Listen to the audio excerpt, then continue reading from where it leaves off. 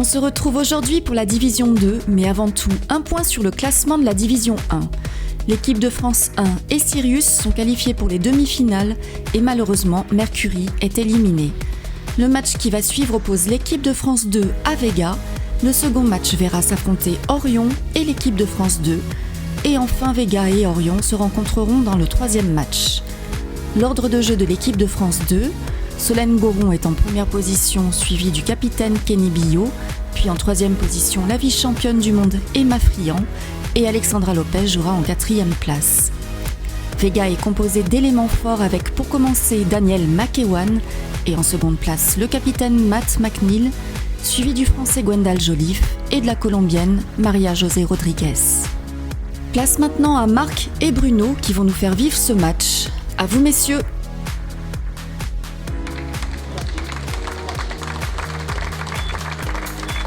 Mesdames et messieurs, bonjour à toutes, bonjour à tous. Le plaisir de vous retrouver pour la suite de la première édition du Strike Tour. Nous sommes toujours au bowling La Sphère à Fontaine-le-Comte, non loin de la ville de Poitiers. Un tournoi qui bat son plein, qui se déroule selon les règles du Baker System sans changement de piste. La deuxième itération de l'équipe de France est sur le point de démarrer. On va tout de suite accueillir Bruno Bidon, ancien joueur de l'équipe de France, premier joueur français à avoir joué en PBA. Et on démarre sur les chapeaux de roue. Bruno, c'est le cas de le dire, avec un magnifique strike. Magnifique strike de Solène Goron. Merci Marc pour cette présentation. Et donc l'équipe de France numéro 2, voilà, on l'a appelé comme ça car c'est l'équipe qui a le moins bien joué. Les qualifs affrontent une équipe, à mon avis, Marc, injouable. Alors il y a Daniel McEwan qu'on vient de voir à l'image, joueuse professionnelle, et c'est quand même du lourd. C'est effectivement du très très lourd. Il va y avoir fort à faire. Alors c'est vrai qu'on a vu du côté de la division 1 également la team Sirius montrer de quoi elle était capable. Elle a gagné les deux matchs auxquels elle a participé. Elle règne suprême sur la division 1 avec 6 points. L'équipe de France, la première itération, termine deuxième du tableau, ce qui fait qu'elle est demi-finaliste. Et qu'en sera-t-il pour la deuxième équipe de France, alors que du côté donc de Daniel McEwan, on va chercher un spare sur ce premier passage. Frame numéro 1. Ouais, elle a bien joué, l'américaine. Il ne faut surtout pas commencer avec un throw, une open frame comme on dit. Et c'est Kenny Billot, le jeune gaucher de l'équipe de France, qui pourrait déjà doubler et prendre un petit avantage. Alors effectivement Marc, on est très heureux d'avoir l'équipe de France numéro 1 en demi-finale et on espère que l'équipe de France 2, alors j'aime pas appeler comme ça un 2-1, ils ont à peu près le même niveau. C'est vrai, il faudrait trouver des petits noms en fait. Ouais, c'est vrai que c'est pas sympa, mais que l'équipe de France, qu'il y ait deux équipes de France en demi, ça serait génial pour la fédération. Bien sûr. Là, on voit un temps un peu plus important qui est pris avant de libérer la première boule. Qu'est-ce qui se passe dans la tête du joueur ? Ah, le strike. Ouais, strike, Kenny. Disons que Kenny Billot, c'est un joueur qui est nouveau dans la fédération au niveau de l'équipe de France. Ça fait que je crois 1 an qu'il y est. Il a fait très très beau jeu méditerranéen. Il a plusieurs médailles en Grèce, à Athènes. Et il nous a fait très très plaisir parce que sur les qualifications du Promotion Tour, il a fait 2 parties parfaites d'entrée, Marc, 300 et 300. 300 et 300. Alors que là, on retrouve Matt McNeil, la sérénité absolue. Matt, super. Et aussi ce style de gaucher très lisse, très coulé. On voit Ils sont très collés, Marc, c'est ça, les gauchers. Et Matt, super joueur, ambassadeur d'une grande marque de bowling. Et ambassadeur, vous le disiez, organisateur aussi d'événements. Il est organisateur aussi et il travaille un petit peu avec nous d'ailleurs. C'est grâce à lui qu'on a sécurisé les 4 meilleures joueuses professionnelles. Donc, je le remercie, il a fait du bon travail et c'est quand même un allié pour le Promotion Tour. Grâce à lui, mais aussi grâce à vous, Bruno. Oui, il faut travailler bien sûr, mais on a des aides quand même, c'est sympa. C'est sûr. On retrouve l'équipe de France. Ah, c'est la première fois depuis le début de ce tournoi qu'on a 5 qui restent debout. Et oui, Marc, et là c'est un gros spare à jouer. Il y a beaucoup de quilles, c'est pas facile. Alors c'est un petit strike. Oui, c'est comme un petit strike qui est décalé. Et la jeune joueuse Emma Friand, qui est une joueuse relativement sympathique, je peux vous dire, elle est bretonne, elle est très sympa, toujours souriante. C'est parce qu'elle est bretonne qu'elle est relativement sympa non, peut-être d'ailleurs, mais sachez que c'est une joueuse qui, moi, à mon avis, on va en reparler, elle est vice-championne du monde quand même junior, et elle a quand même un certain talent pour une jeune joueuse de 19 ans seulement. Voilà, pour aller chercher le spare, effectivement, sur cette deuxième boule, c'est chose faite. Alors il reste l'équipe de France au contact de ce team Vega.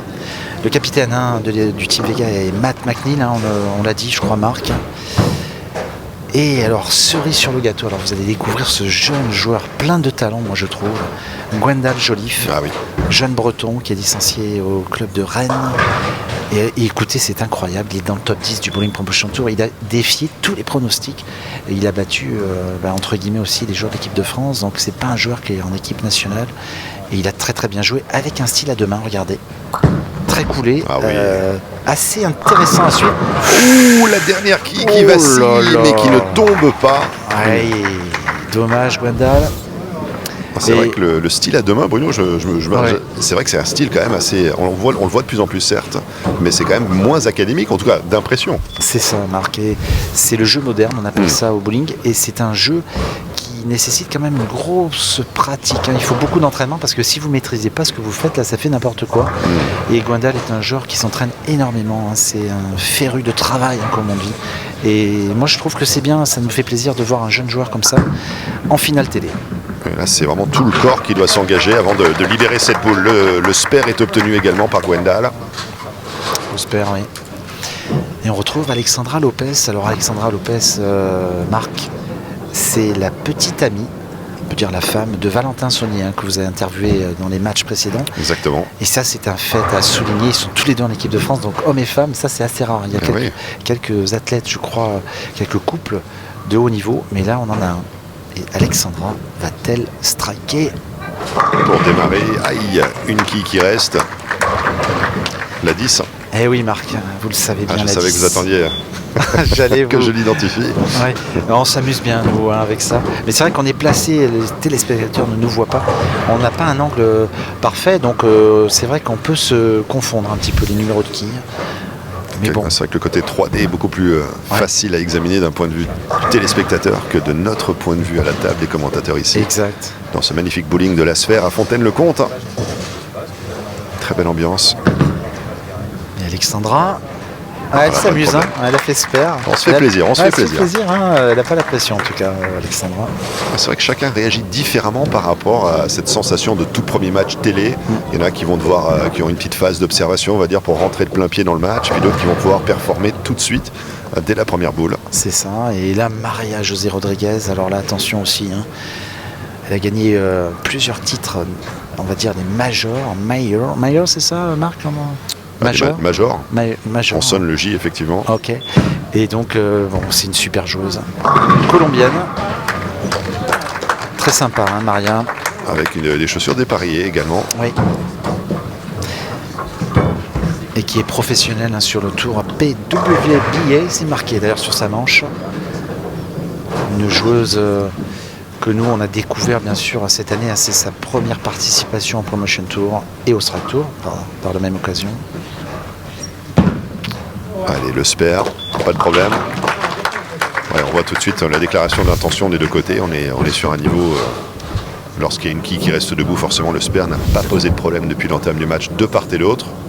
Effectivement, pas d'open frame. Pas d'open. Et on retrouve Solène Goron, qui est une joueuse très très connue en France.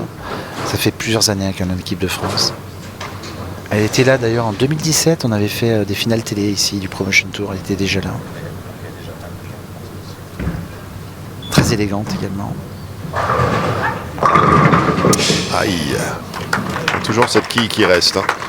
Et oui, la 10. On partira peut-être pour un troisième spare français. On regarde pour l'instant, après 5 frames, on a eu 2 strikes, 2 spares. Ouais. Il reste une quille, effectivement la 10, debout pour cette 5e frame et pour Solène Goron. Donc un match qui est serré pour le moment, Marc. On ne peut pas dire quelle équipe va gagner. C'est un match qui va se jouer, je pense, qui va se dessiner sûrement à partir de la frame 7-8. À moins d'une erreur avant, mais là ils sont en train. C'est moins facile, j'ai l'impression, on dirait, que le match, les séries précédentes. Ils sont l'air moins à l'aise, peut-être, sur le huilage. Alors on peut dire aussi, Marc, on peut préciser, je pense, pour le téléspectateur, que le huilage évolue et donc on a fait plusieurs passages de huilage et selon l'humidité, le taux de la climatisation dans un centre qui est plus ou moins chaud, ça change, ça fait des variantes.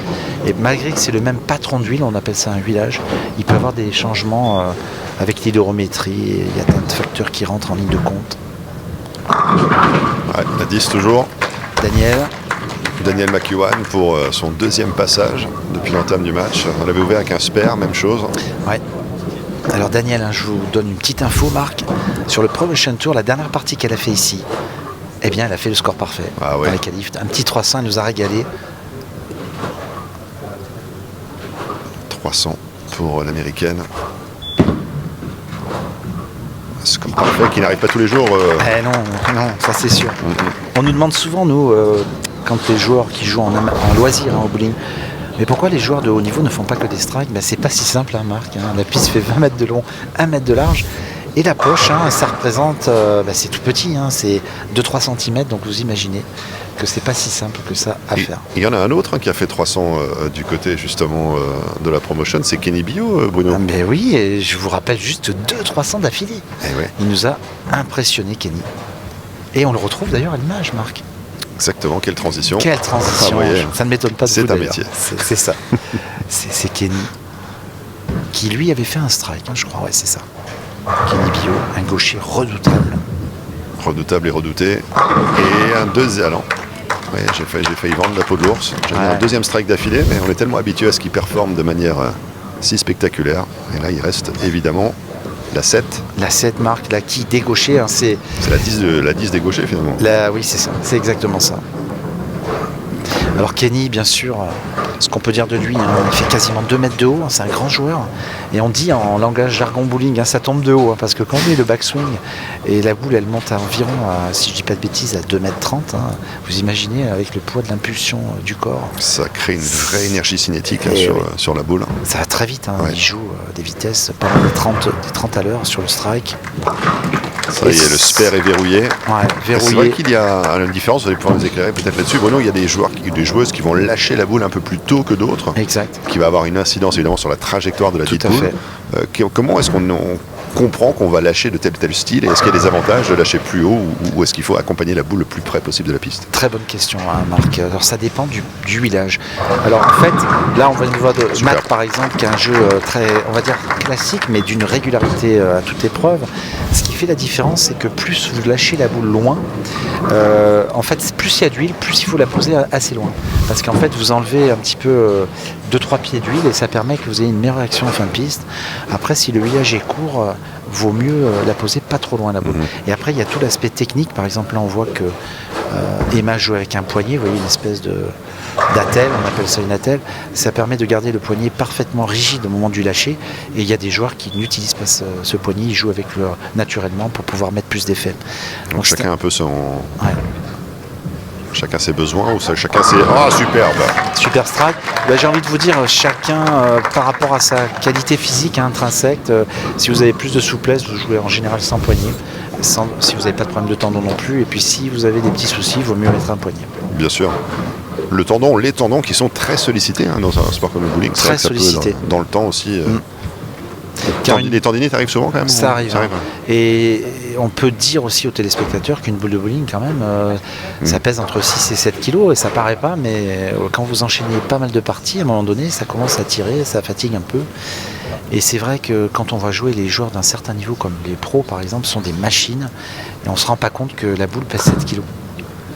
Gwendal Joliffe avec cette gestuelle à deux mains, là aussi le strike. Parfaitement exécuté. Il prend plaisir, Gwendal. Ah oui. Il s'éclate. Et en fait, il s'est très bien intégré, et du coup, il joue relax, et ça marche.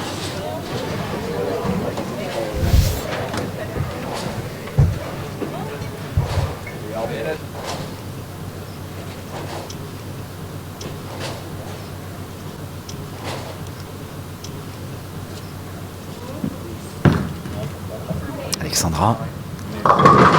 Ah, le strike également, la dernière qui a attendu un petit peu plus longtemps. Alors, là, c'est ce que vous appelleriez le strike de la chance finalement. Un petit brassage des quilles, c'était pas mal. Et regardez, Marc, je regarde un check score rapide. C'est un match relativement serré encore. Il y a doublé de part et d'autre. Une vingtaine de quilles pour l'équipe de France, ça va encore. Mais si Maria le triple et qu'à côté on ne triple pas, c'est en égalité. Donc Maria José Rodriguez pour être précis. Colombienne. Ouais. Ah oui. Peut-être le tournant du match, Marc, ça.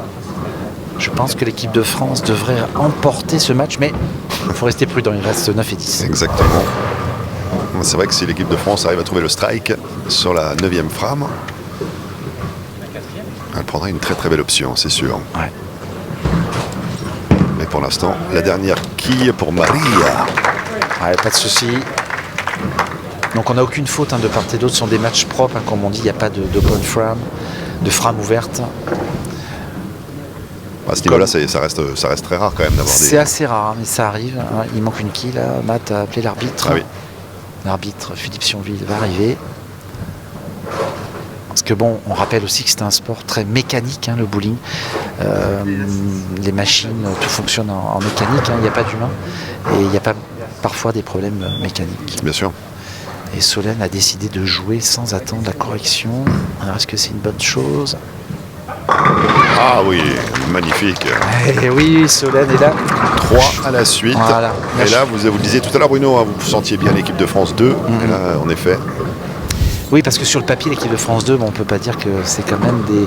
Alors, il y avait une expression de notre ami Bernard Morat que je me souviens qui me faisait vraiment sourire. C'était « c'est pas des manchots ». On peut le dire. On le salue Bernard, on l'embrasse. Alors, Daniel, frame numéro 9. Superbe. Daniel McEwan avec le strike sur cette 9e frame. Bon, il reste dans le match, mais c'est quasiment fait pour l'équipe de France. Il faudrait que Kenny ne fasse pas d'erreurs, de grosses erreurs, et ça devrait être bon. Score max de Team Vega, Marc, c'est 227. Pour être 227 précis. Ouais, maximum. Et l'équipe de France, elle a besoin que d'un spare pour gagner.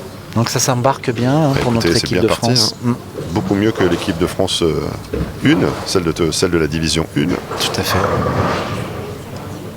Alors comprendre division, c'est comme une poule en quelque sorte. On Tout à a fait. 3 équipes d'un côté, 3 équipes de l'autre. On joue évidemment contre toutes les formations. Et ensuite, on a un classement, 3 points pour une équipe qui gagne. Et derrière, la première division, par exemple, Sirius avait 6 points, l'équipe de France 1, 3 points, Mercury 0. Par conséquent, Sirius et l'équipe de France 1 qualifiés pour les demi-finales. C'est très simple. Tout à fait. Et là, Marc, malheureusement, il nous arrive une coquille, j'ai envie de vous dire, dans l'équipe de France. Malheureusement, il nous fait un énorme split. Et alors celui-là, il est quasiment injouable. Et ça fait pas du tout nos affaires. Parce que regardez, s'il rate ce spare, il va terminer à 207. S'il fait une quille, eh bien l'équipe adverse peut gagner. Aïe. C'était évidemment... Alors après, on peut dire qu'il y avait une certaine pression sur cette boule, particulièrement par rapport aux autres. Une frame extrêmement importante. Je suis assez surpris. Kenny a pas eu de chance. Kenny Bio. Il a tenté, mais malheureusement, regardez, 208 et le match, ils vont perdre malheureusement, je pense, parce que Matt McNeil, que je connais un petit peu, c'est un vieux renard des pistes. Un loup de mer. C'est ça, il lâche pas l'affaire. Et je peux vous dire, alors en fait c'est simple, s'il fait spare, attention, il faut qu'il fasse quand même strike à la première boule. Parce que s'il fait un 9 spare et strike, il fait que 207. Il faut strike, il a gagné. Strike to win. Alors justement, le strike to win. Oh, et là, la 10 qui tombe. Et il reste en effet... Alors attendez, vous avez fait l'opération arithmétique, s'il fait... Ah ben là... Maximum 207 possible. Oui, alors attendez, je ne dis pas de bêtises. Oui, c'est ça.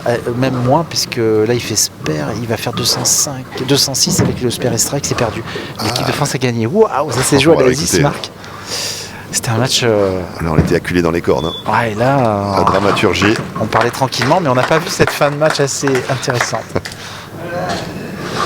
Matt McNeil, pression énorme aussi sur cette boule. Il va chercher le spare.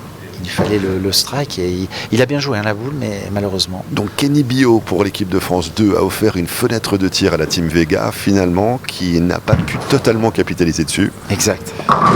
Et il finit avec le strike.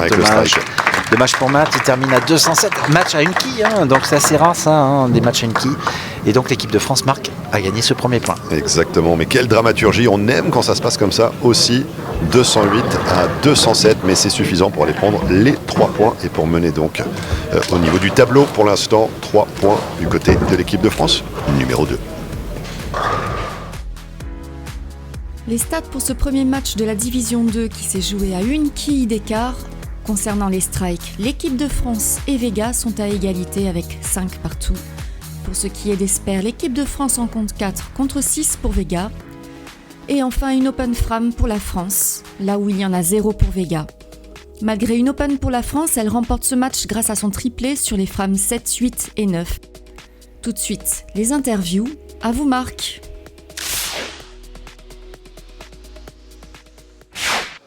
Strike Tour, la toute première édition ici, un match haletant. On a été jusqu'au bout. Il a fallu vraiment cette dernière frame pour départager ces deux formations. Équipe de France numéro 2, évidemment, Team Vega de l'autre côté. On va prendre la réaction avec Kenny Billot tout de suite. Kenny, c'était vraiment jusqu'au bout. Et cette dernière boule, on a senti la tension, on a senti la pression. Comment est-ce que vous l'avez vécu au moment du lâcher? Qu'est-ce qui s'est passé? Honnêtement, j'étais vraiment stressé. Je me suis décalé, j'ai fait un petit ajustement pour me dire je vais compenser le stress. Et malheureusement, l'ajustement n'était pas suffisant. Après, derrière, j'ai eu de la chance que Matt a eu des petits soucis, mais une bonne expérience quand même. Et on continuera sur les prochains événements pour s'ajuster encore plus. S'ajuster encore plus, et c'est vrai que malgré tout, vous avez gagné le match, et c'est le principal. 3 points, l'équipe de France 2, qui rentre de plein pied dans ce tournoi. Finalement, vous faites mieux que l'équipe de France 1, évidemment dans la division 1. Oui, après, nous avons un adversaire différent, enfin des conditions identiques, mais une approche du jeu vraiment différente. Donc, c'est bien pour nous et je suis content aussi pour eux. Merci beaucoup, Kenny. On vous retrouvera tout à l'heure pour la suite. Avec Matt McNeil, évidemment, pour la team Vega. Matt, what a dramatic experience going all the way to that final frame. There was a window of opportunity for you guys to claw yourself back in the matchup. Didn't work out. Tell us what it was like from your perspective. Our team bowled great. I mean, every shot had a chance to strike. The first frame, Danielle upper deck 7, I strike, and then Gwendal with the stuff 8. I mean, that could have been a triple right there. So as far as bowling as a team, we did what we should do, and that's give every ball a chance to strike. And we did that, and the hits just didn't go our way. I made a great shot in the 10th, and that's what you're supposed to do. You give the ball a chance, and sometimes it always doesn't work out your way. Voilà, effectivement, il faut donner une chance à chaque boule. C'est ce que Matt nous explique, que le collectif était bien huilé, a bien fonctionné. Malheureusement, ça n'a pas été de notre côté en ce qui concerne cette opportunité, mais en tous les cas, l'équipe a bien fonctionné et on sera de retour pour la suite. Obviously, we look forward to seeing more of you guys. There's another opportunity for you guys before elimination. We're not going to talk about that. You guys are going to come right back in matchup number 2, right? Yes, we'll do our best and we'll be back again. Thank you so much, Matt. Voilà, Matt McNeil, évidemment, pour la team Vega.